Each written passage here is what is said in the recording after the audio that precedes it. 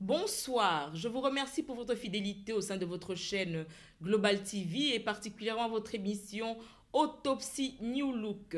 Cette émission vous sera diffusée avec la collaboration de Banakin Banamikili, Oncle Mbukous et Marombala. Bana mboka bino mo boyebe émission na bino lolenge kali ezalaka ezara émission tolingaka totire au clair ndenge nini mboka na biso eza kotambwisa ma vie sociale économique politique abatu eza lolenge kani na bolingo na ndenge pe tokutanaki na mwa batu totambolaki mwa muke tokendeki na mboka ya France particulièrement na Paris tomeye kotuna batu bazomona lolenge kani ba élection yango ekosalema pe ndenge boni bamoni lolenge balobi ke diaspora eko voté te tomekana no kolanda bango na mwa lombangu suivant. Vraiment ils allaient injuste ceux qui habitent diaspora et voté te ils injuste biso nyonso toza ba congolais nous avons droit de voter. Nous avons droit à ce pays, le Congo. Tout ça, un mot, il y a un problème, il y a vote. Que Bissognon, tout ça, a droit à voter pour être Mboka. Et ça l'a bien. Oui, normalement, pour la élection, ceux qui n'ont bien pour la moni bien que Bapousango. Puis avant l'élection, normalement, il faut identifier d'abord qui est congolais et puis qui ne l'est pas. Puisque la mascarade de gauche à la mingi, voter, mais ils ne sont pas des Congolais. Normalement, il faut qu'on identifie toute personne avant que de passer à l'élection. L'idée que identifier d'abord Batunions aussi les champs, mais identification bongi na parti Oyo. Ils ont déjà na kimia, ou ils ont na calme. Bakwa ils ont aussi la identification wana d'une façon que au misusu ils ont comme na paix ba identifier bango d'une façon que l'élection et vraiment est passé na ba date moko vraiment ils allaient prévu.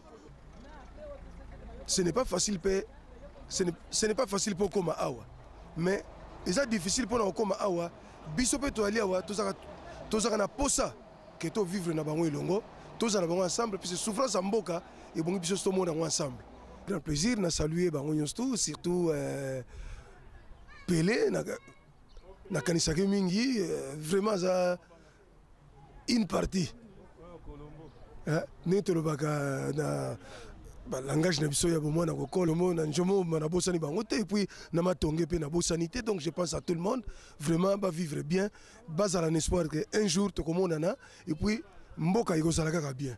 Sœur Honorine vraiment talangale qui nous avons ba yo mo bosani ne to zalaki na papa siko Sœur Honorine Sœur Emily vraiment na embrasser bino na lingi bino mingi mais kalaté na soloka na bino na téléphone mais na koya to komonana vraiment mbote mingi pona bino nyonso bozala inina ba Marceline bino nyonso vraiment ce problème ils allaient vraiment faut bozaka ensemble. Tambola fo batu ba pona mokonzi ba walingi yango wana tozali ko soutenir élection wana esalama malgré ba kokoso eleki liboso ba report na mosusu mais élection ezali utile poso bino moko poni mokonzi na bino bokolinga na motema moko mais soki baimposer bino ekomi bamosusu ozali aigri bamosusu bakosepelate na mitema yango ebendaka mobulu soki bino boponi mokonzi akomi kwa tata na bino ata décision ya makasi ata ya ndenge nini bokolingaka parce que azali tata élection ezali choix ya peuple oyo peuple alingi yango wana ekosalama mais esalamaka mpe ke moto oyo aleki wana asakapari na pouvoir wana yango mte dégénéraka na bacontradiction na batrouble baguerre mais soki ye ata aussi constitution apui alandi makambo ndenge peuple alingi pauvre azalaka toujours mais pauvre ya dignité faut avoir une dignité même si bafalama balaki pauvre balaki mais tolaki considéré biso ndenge mo tolaki kutu plus pauvre que sikoyo po tolaki lokola baumbu diaspora ezali bien mpona ndenge toye kokóma na mboka mopaya toujours kozwa mpe mayele oyo euti libanda mais mabe na yango soki bazokomplike biso na kati ya mboka mpo mayele wana oli toexploite mpai na biso tokoki kosala yango te mpo na mboka kuna ecreye lokola jalousie bato mosusu balingi te oyo na libanda bakoka komema mayele euti mpai eyaki normalement richesse na biso oyo tozwi mpa bapaya tokita nango kuna na oyo eza na mboka tosangani totomboli mboka mpona makambo baeglise sikoyo ezali totikala na bakamabe ba colonisateur ba kinango bango ba même église pona ba exploiter nde biso ba la biso ke biso tous la ba pauvre pauvreté me makana likolo or bible le bingo na te pele mingi eza occasion moko na pesa bandeko nyonso na ba camarade nyonso tout tokola na bango ensemble bazala kaka na courage po nyonso butaka pa nzambe ata biso tozali awa o nyonso tozosala awa eza na makasi na biso te eza na manguya ya nzambe biso mpe toza na poto awa toza bato te ke biso nde tekosauve bango kuna nzambe kaka moto akokosauve ata ndenge nini ata totindeli mambongo ata totindeli bango biloko biso moto akosauve bango te batya eliki na bango kaka pa ya nzambe tomonaka likambo moko monene ntango guerre elekanaka na kinshasa président kabila alobaka na bato bafukama babondela ntango bato bafukamaki babondelaki tomonaki nguya ya nzambe esalamaka banguna wana tomonaki na télévision bakokanga bango na maboko barwandais wana bakokanga bango na maboko mpo na kobosana te parce que navandi mwa mbula ebele awa bamasa mingi bakufa njili na quartier 7 na gbadoli te barichard nazopesa bango mambote ntango mosusu naotanga kombo moto mosusu aza su te kopesa mama mingi bana njili nyonso tu napesa bango mbote tozali kaka tozokanisa bango tokomonanaka bamikolo ekoya ngai aza mwana matete nabotami na matete na banono bon susi na ngai kongo eza motu te kongo eza biso nyonso tu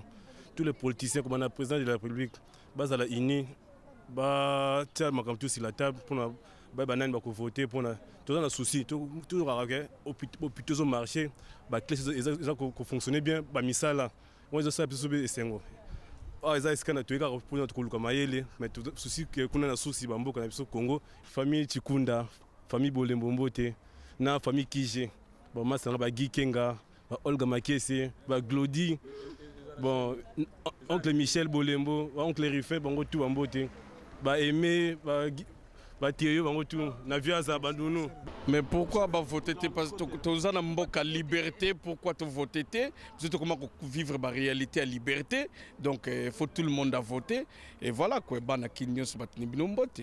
Point. Et toi à Paris, voilà. Diaspora France, et voilà quoi. Bo fongola nzela na tout le monde, bino baba mikonzi mboka. Bo fongola banzela et qui batnio so ba voter pour clairer zala na tout le monde. Bako sala bako construire mboka moitié, faut tout le monde a participé na mboka. Donc botika porte à refonga na tout le monde. Diaspora izo sala mosala nango que pouvoir nzambe motape sakango. Mais à condition que pouvoir wana fezala en communion avec liloba na nzambe bino ba mikonzi ya mboka o bozo diriger mboka bo sambelaka alors bo diriger mboka selon makomi to komona clair botala mbula boni to fandi to yebaki yesu te ndenge ezala kokendela siko yesu akoti botala siko ndenge ni to komemila bozwa makomi botia na kati ya pouvoir bokomona mboka ekozala libéré et batuni so bakovivre selon makomi ndenge ekoki voilà on ka musanga déjà na likambo etali diaspora puisque biso tovandi ala mboka oyo bambula pe sali biso mingi tozwi pe mayele mingi awa mais na likambo bango bapimela biso baloba diaspora balingi kondima likanisi na biso te mais na yango tokosenga na bango bakonzi biso tovandi awa tokanisaka mboka na ndenge ke toya kuna tobongisa mboka na mayele biso tozwi epa boye mais eza te ke non mpo bango bazwi babisika wana ke baboya bano bavandi na poto o bango babengaka soit disons les diaspora ne tozali anakata poto mais bamekana kokanisa biso tokozala éternel te toza pe na bana oyo biso zobota awa tolingi élection ezala libérale ezala total pona moto nyonso disons ezala ouvert na obaza na mboka na biso toyali awa tozala ne elongo moko na vote wana tozala na privilège ke tobongisa mboka na biso bomonaka pasi ya mboka na biso ezaka te bino momonaka pasi kuna mais biso pe toyali awa tobanzaka mboka wana yango na likambo élection vraiment tosengi na bino bakonzi yo papa Kabila ndenge ozali wana wali mokonzi mage mwana ozali mokonzi zala likanisi oyo ke esengeli mpona bato nyonso epesa bango voix totale ke tozala libre toko sentir pendant que non tozala mboka na biso tozala na droit oyo toko kosala to mema élection et puis to voter malamu to pona pe mokonzi ko diriger biso na kata mboka po ba pasi bo to biso to kosuka nango te bo banza biso bo pesa biso pe privilège wana to meka ko voter et puis to tambusa mboka na yango to kosenga na bino vraiment bo meka ko kanisa likambo ya diaspora que non bo tia biso à côté toza batu mususu te toza bana mboka alors na likambo wana ezosala biso pasi bolingi bomettre biso à côté mais na yango bozwa likanisi malamu bobanza biso po tozala elongo biso nyonso mpona vote eleka malamu. Merci mingi. Nga mpona élection nazomona ngo namona anormal mpona déjà namona te na mokili oyo mboka oyo eza na basous président soki 5 nde nayokaka nga kinshasa depuis 86 namona te ba liboso donc sona kanisi yango namona yango eza insensé quoi. Je parle du Congo, déjà pays moko potentiellement eza pays riche, donc sur tous les plans donc eza pays riche oyo baseka Congo biseka bango moko o biloko oyo esama na mboka oyo ya poto oyo bamatière miuta na Congo oyo ya Congo aza komiseka quoi. Mais un jour nzambe akosala bongo ekotelema après ce qu'on a mokonzi moko bien ateni mboka ndenge bien un jour mboka etelema très bien yango nanga lobaka yango sikoyo na esika wana kolobela boye bandeko na ngai kati na Yesu Kristo ntango tozalaki nanu na mokili tozalaki na baprincipe na biso oyo ezalaki ya mokili toyebaki oyo mokili elobaki me lelo oyo ndenge ndeko awuti koloba na awa ya solo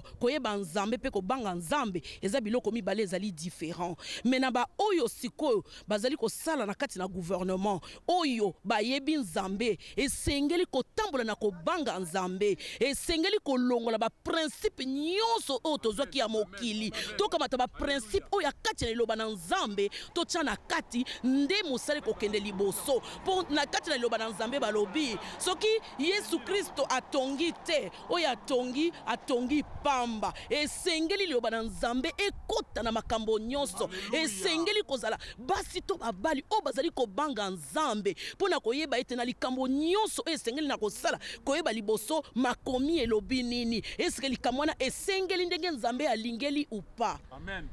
Yango nde nazaki nango posa ya koloba mpona bandeko totia nzambe liboso nde mboka na biso ekende liboso mpo soko totia nzambe te tokokende liboso te mpo nzambe ye nde motongi.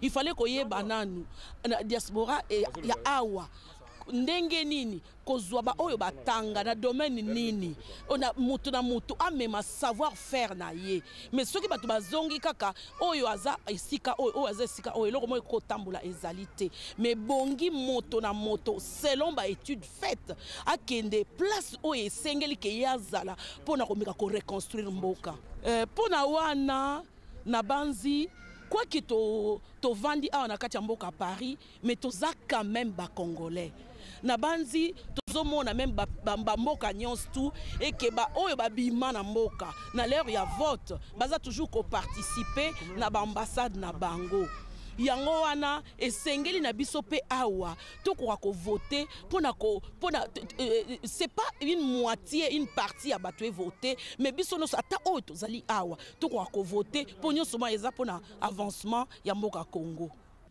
Bana kini bino mo lakanisi bolandi ba commentaire wana etali na ngai te mezande bango bazoloba bazaba na mboka balolenge kani bazomona makambo ezotambwisama.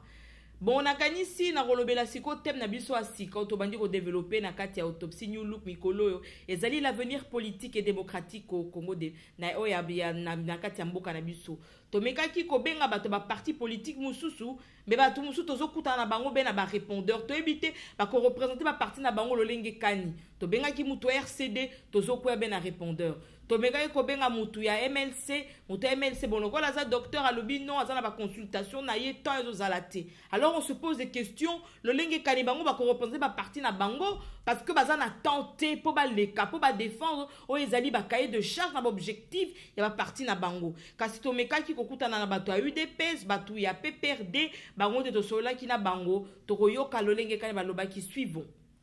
Eh bien, chers téléspectateurs, bonjour. Je vous remercie au sein de votre fidélité, au sein de votre chaîne Global TV et particulièrement votre émission Autopsie New Look. Je remercie l'équipe technique qui va m'aider à diffuser cette émission, en particulier Oncle Mboukouz, nous avons Marombala et Jean-Billy Kitoko. Bon, banaki mbilomo boyebe émission na bino ezarande ya bino émission de proximité Autopsie donc tolobela makambo ya mboka politique sociale ndenge ni via bato ezotambwisama. Na kumisi nzambe po tozwi na bandeko na biso ya UDPS na bandeko ya PPRD o basungi biso lelo tokolobela makambo etali avenir politique et démocratique au Congo. Tomekaki kobenga bandeko na biso ya MLC mais à notre grande surprise bayete bon. J'espère que la semaine prochaine barozana biso pour continuer débat na biso. Je vais demander à nos invités de se présenter. Tolobi lingal toyebi ke balbara français ming mais sengeli batu Bayoka. Alors je vais demander à M. Richard de se présenter. Nakobanda par Kopé Sambo Temingi, na ba téléspectateurs sur la Global TV. Nakopé s'appelle Mbote Mingi na peuple congolais nyoso, na bana Congo nyoso, na ba militant nyoso ya PPRD. Comme on a Richard Ilunga, ngam naza ko kamba lingomba monene ya PPRD awa na kati ya Benelux, Benelux wana ni koloba Belgique, Néderlande, donc Hollande, na Luxembourg. Bon, à part lui, tous appelés sous un représentant, il y a eu des PES, na Katia Belgique, où on a reçu un docteur à se présenter, Tolandaï. Le docteur François Chipamba Mpouila, je suis le représentant de l'UDPS pour la Belgique, le Grand-Duché de Luxembourg et auprès des institutions internationales en Belgique. Bon, 42 naouti koloba na kanisi représentant UDPS se présenter na représentant ya PPRD kasi baye ki bango ebe bango mon côté baye ki na bande ko mususu na kosenga bango ba se présenter rapidement Tolanda. Mbote bana Congo, comme on a Félix Tshisekedi, membre à UDPS. Mbote bana Congo, kombo na ngai Bona Kalonga, membre UDPS. Comme on a Bouende, Nazali, membre de PPRD. Bonjour, mon nom est Dodé Dibatia, PPRD Benelux. Mbote, comme on a Feli Bokungu, PPRD Benelux. Bonjour, moi c'est Sébastien Aloïmba, PPRD Belgique. Cher spectateur, na kanisi Bolanda qui temo na sili kopé sa torolobela lelo avenir politique et démocratique na kati ya mboka na biso. Na kanisi bato ebele baza ko sosola politique ezali nini te bazo yeba te politique ezali nini. To koma komona politique koma na ngone ti ring ya box moto atelemi babandi ko fingana mais vie sociale na bato eza ko bongana te. Bato balela ki dictature o libération. Libération esalemi to ebite ce que za libération ya nini ce qui a combo. Batou bazui libération à libumuté, bazui libération à liberté d'expression te, bazui libération à cause de misalate. Ba monsieur c'est comment il faut la monoko mboka, monsieur faut aller la ndeko ya. Makambo toloba ki esila na mboka na biso za ko silate. Yango to bengi po na bengi ba parti politique ba parti moko yebani mwa mingi. Na kanisi bato so ba bi PPRD, biso to bi tendance à PPRD, to bi pe tendance à UDPS. Siko to lingi ba expliquer biso nanu. Moussa na bango na kati ya vie politique to sociale ya bato économique ezali lolenge kani. Baye bazo mi benga baza bato ya peuple, baza ko bundela peuple congolais. Mais Moussa na bango eza ko mona na wap. Lelo ba fonctionnaire musu bazo futa bango te. Lelo ba musu ba militaire musu bazo futa mate. Ba musu ba boya ki ba bango ba kota na gouvernement IDPS. To rutuna bango ba boya ki okota pona nini. Bango bazo ko sala mikili ya poto. Moussa na bango ezali nini. Basala ka ba réunion mukolo nini diaspora apport na bango ezali nini politique baza ko sala rétribution ni tozali comment na kati ya mboka na biso le loto fungola misu totu na bango. Je vais commencer par monsieur Richard ou azali représentant à PPRD na kati ya Benelux. Monsieur Richard na retourner lo wa liboso politique yo ezali comment na ngona lolenge kani. Merci mingi na motuna na yo eloko ya liboso na ngai koloba. Chaque fois na kuta na rana baninga awa na poto na yebisaka bango que ata osali mbula kama na mboka oyo yo ozala kaka mboko ezali République démocratique du Congo et pona ngai moto nyoso oya miyebi kazali congolais azane loko moko fasala ifalo ba wapi oya ngali banga nazali komema pona kotonga ndako oyo babengi Congo pona yango bato bakuyi komi engagé na biloko ebele na senga baninga mususu na bibino bosala politique baninga mususu na yebisa bango bino bosala ba affaire baninga mususu na bibino bokena ba ONG ba mususu bakende boye oya ngai na poni na baninga mususu to poni tozala na politique parce que biloko nyonso il faut contribuer eza ba mabanga ya mike na bazelo mutetonga ka bandako ya minene. Mais c'est quoi excusez-moi monsieur Richard moi no pesi pona nyo osali politique quand zo tuna yo pona yo politique ezali nini comment vous définissez la politique en vous personnellement? Oui. Oui, pour politique, il faut définir en gros ndenge banda les alliés l'art ya ko diriger cité ya. Oui, muto ba bengi politique mboka ko tambola te soki ezali na bato moko oyo batie biloko pona esalamaka na ndenge ya malamu te. Oyebi bon tout ça nazomeka ko définir na lingala ekozala mwa pasi, ça aurait été plus facile que ça en français, mais pour lelo na lingi peuple oyoka tokomeka kaka tokobunda na kaka na lingala ebima pour peuple ayoka. Donc ezali ndenge nini bokoki kotia makoki nyonso po te vi na biso nyonso elongo esalama na ndenge elamu ndenge ngai naza kodéfinir politique wana. D'accord, je vais poser la même question au docteur. Docteur, expliquez biso politique pour nayo zeli komona on a le lenge kani. Oui, merci bien pour la question. En fait, la politique, c'est l'art de gouverner la société pour servir la population qui doit être dans le système que nous avons choisi à l'UDPS pour que le peuple soit le souverain primaire et puisse exercer par tous les moyens, à tout moment, ses droits fondamentaux. Et donc, en ce moment-là, la politique devient l'art d'être au service de la population considérée comme le souverain primaire. Pardon, souverain primaire, c'est-à-dire, c'est la population qui est la source et le fondement de toute légitimité de pouvoir politique, la source et le fondement de l'organisation de l'exercice du pouvoir, soit directement, soit à travers ses intermédiaires. Directement, c'est par exemple le système de référendum, ou par ses représentants, par exemple au niveau du Parlement, ou des ministres, mais qui sont délégués par la population. Mais c'est la population qui est le souverain primaire. D'accord, merci bien pour votre définition. Nalobi to rolobe la makamba politique parce que musu bazo kanza ke politique e bandai ki na bango à partir à époque à Mobutu. Tandis que politique e bandara nango kala. Avant même que Congo démocratique ait indépendance, il avait déjà des politiciens congolais bazala ki na mboka na biso. Mais lelo tokoma ko sala tokoma ko bossa na bango. Congo tokoma ko bossa na histoire. To bossa na qui avait un président qui s'appelait Kasavubu. To bossa na qui avait un certain Mobutu. To bossa na qui avait un certain Mouzé Kabila. Lelo lobby soki to sali pe élection, to robosana qui a eu un certain Joseph. C'est quoi tozo tout na bango? Est-ce que politique bango bazo sala politique c'est pour kaka temps oyo to bozo tenir par na ba erreur ya batu ba ki liboso na bino. Mais ça c'est pour monsieur Richard. Vous savez madame, bon débat oyo net débat technique, je crois que il serait mieux pour chacun de nous de choisir, hein, soit on répond en français, soit on répond en lingala. Mais bon, c'est que lingala, je n'ai pas de problème, mais je vais quand même essayer de répondre en français parce qu'il y a aussi une certaine classe de la population qui peut ne pas comprendre ce que l'on dit techniquement en lingala.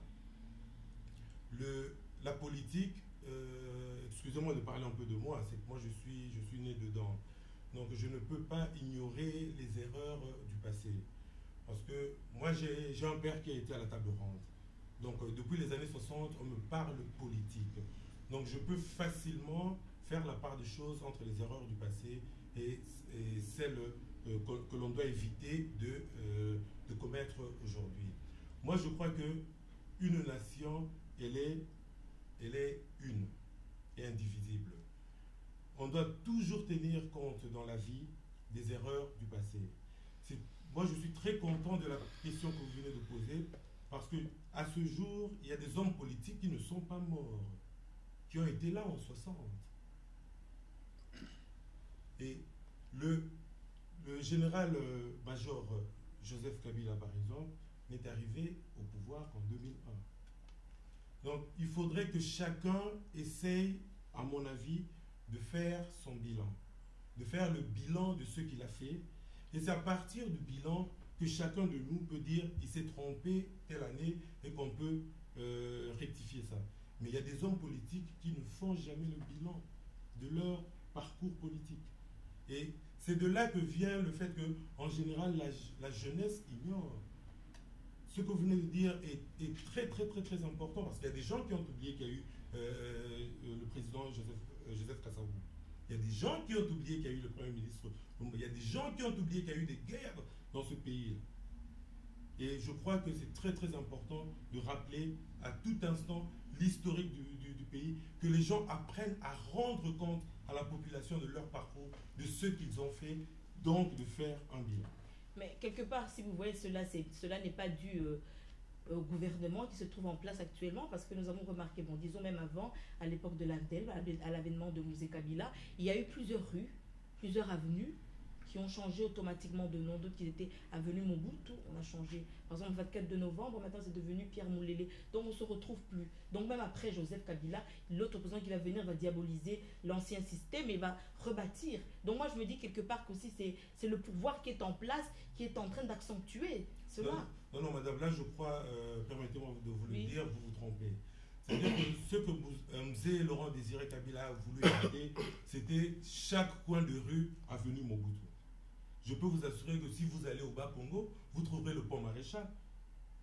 Vous trouverez, il y a des ponts, il y a des endroits qui sont restés Mobutu. Oui, mais on ne va pas généraliser, avoir l'avenue du 24 novembre, l'avenue Maman Bobila, l'avenue Zanga Mobutu, l'avenue... Veuillez m'excuser, mais quand vous parlez du pont Maréchal, si le pont Maréchal n'a pas changé de nom, c'est parce que la population s'y est opposée. Ça, du moins... Non, madame, oui. Quand Mobutu est arrivé, qu'est-ce qu'il a fait? Il a voulu falsifier l'histoire. Il a voulu effacer le nom de leader historique du Congo. Mzé Laurent Désiré Kabila, en nationaliste qu'il était, a voulu rétablir l'égalité. Vous savez, allez à Kinshasa, vous verrez les noms qu'il a donnés. C'est des noms de personnes qui ne sont pas nécessairement de l'AFDEL. L'avenue Kabasele Calais, il n'est pas de l'AFDEL. L'avenue Luambo Makia di Franco, il n'est pas de l'AFDEL. Admettez au moins que il y a moyen d'équilibrer et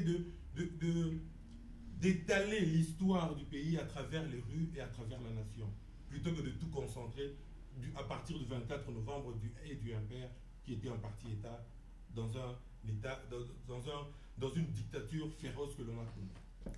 Bon, maintenant je vais poser la question au docteur vis-à-vis de la politique, de l'histoire. Parlons un peu des anciens, avant vous, avant l'UDPS, avant la création de l'UDPS. Est-ce qu'au sein de votre parti, vous avez des notions de civisme que vous donnez aux membres du parti sur l'histoire politique? Ah oui, c'est très important cette question. Pourquoi? Oui. Puisque, vous voyez, quand vous gérez la société, c'est pour faire progresser la société. Oui. Quand vous voulez faire progresser la société, il faut connaître la loi du progrès. En quoi consiste la loi du progrès?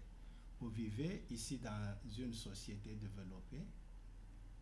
Ça, c'est un exemple que je vais vous donner. Vous connaissez aussi certaines sociétés de chez nous, donc, où vous avez la loi suivante.